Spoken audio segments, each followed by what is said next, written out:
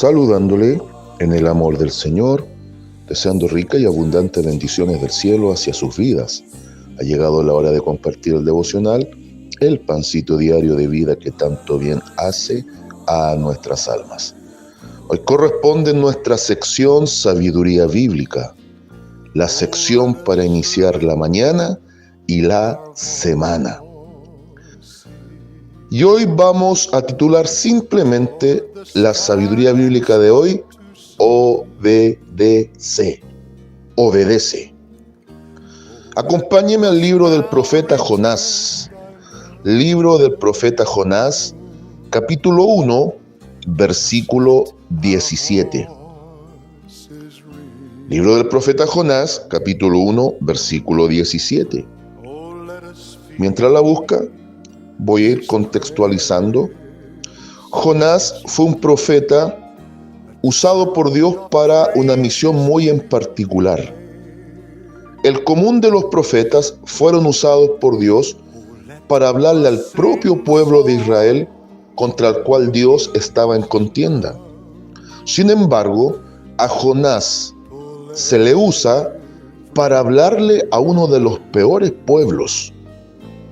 La nación que llegó a ser prácticamente un imperio, Asiria, fue el instrumento de azote que Dios usa en primera instancia para corregir a su pueblo dividido en el sector del norte. Y a Jonás, cuyo nombre significa paloma, vale decir mensajero, Dios lo usa para llevarlo a predicar al corazón de esta nación, a la capital llamada Nínive. Y es aquí donde cobra sentido la sabiduría bíblica de hoy, porque no hay cosa mejor para Dios que nosotros le obedezcamos. Entonces, Jonás capítulo 1, versículo 17, dice la poderosa palabra de nuestro Dios, y la leo en el nombre del Señor Jesucristo. Pero Jehová tenía preparado un gran pez que tragase a Jonás, y estuvo Jonás en el vientre del pez 3 días y 3 noches. Amén. De entradita, dice gran pez, no dice ballena.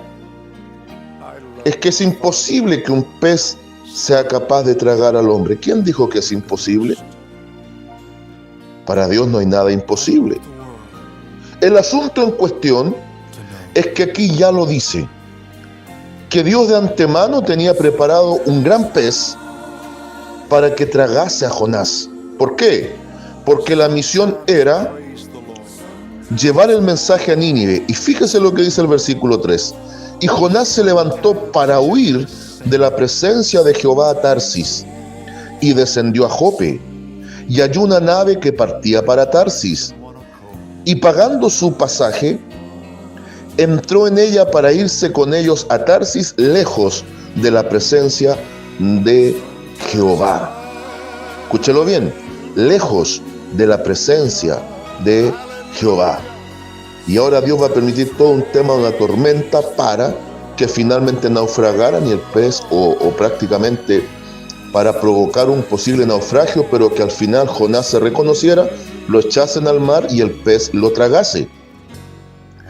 Pero yo quiero que vaya observando usted cómo es de necios huir de la presencia de Dios, no querer cumplir el llamado y finalmente ir en contra de la absoluta voluntad de Dios. Le voy a poner un sencillo ejemplo. Es como que Dios nos comisione para ir a Arica, el extremo norte de Chile. Y yo, queriendo huir de Dios, de su presencia y de su llamado, me vaya a las tierras de Punta Arenas en el extremo sur.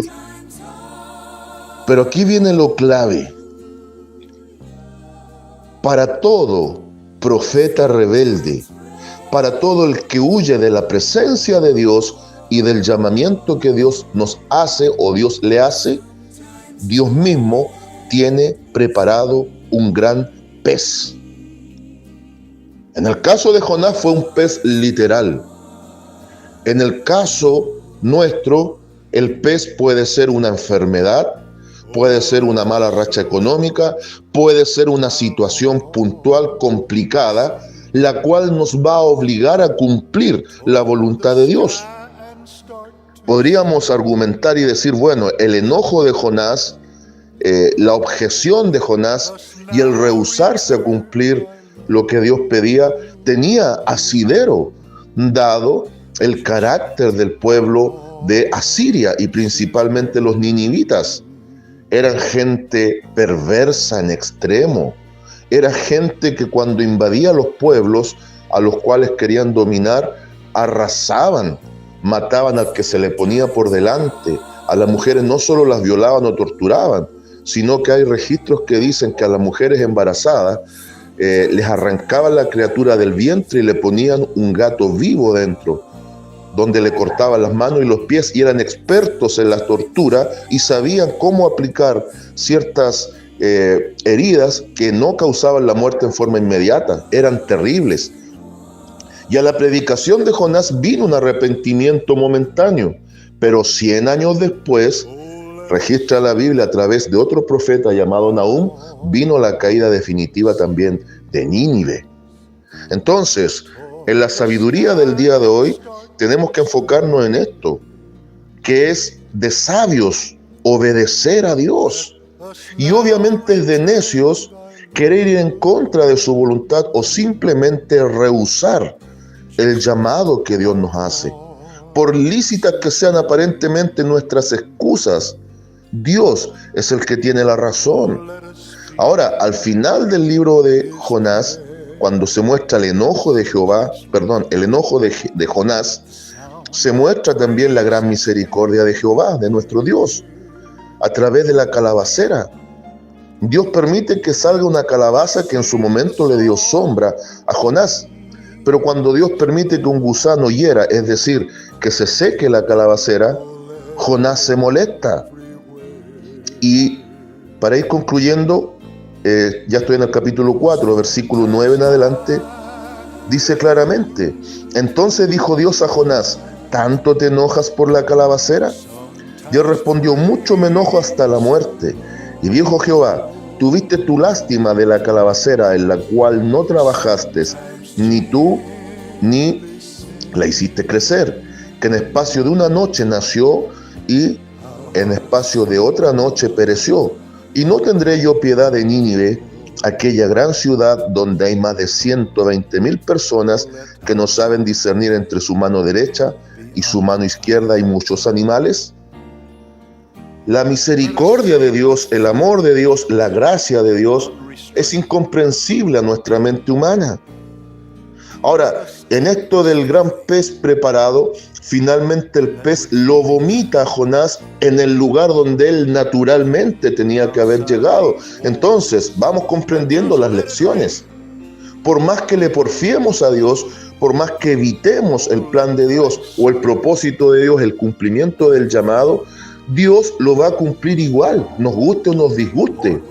Vamos a escoger el camino más largo y más difícil para nosotros simplemente, pero el pez nos va a vomitar en el perfecto propósito de Dios. Ahora bien, esta gracia bendita de Dios que manifiesta ese amor sublime, nuestra mente no lo va a comprender, como el natural no puede comprender la obra de la cruz, que vino el Salvador del mundo, no solo a salvar a 120,000 como los de Nínive, sino que vino a salvar un mundo en decadencia, muerte y pecado a través de su propia muerte y sacrificio en la cruz. Eso nuestra mente humana no lo alcanza a comprender, tal como le pasó un día a Jonás. Por lo tanto, amada iglesia, no porfiemos en el propósito y proyecto de Dios. No sea cosa que Dios finalmente tenga que usar un gran pez para que terminemos cumpliendo lo que Dios ha determinado para nosotros. Saludos de paz, amor y bendición desde Longaví a cada uno de ustedes. Our hearts in one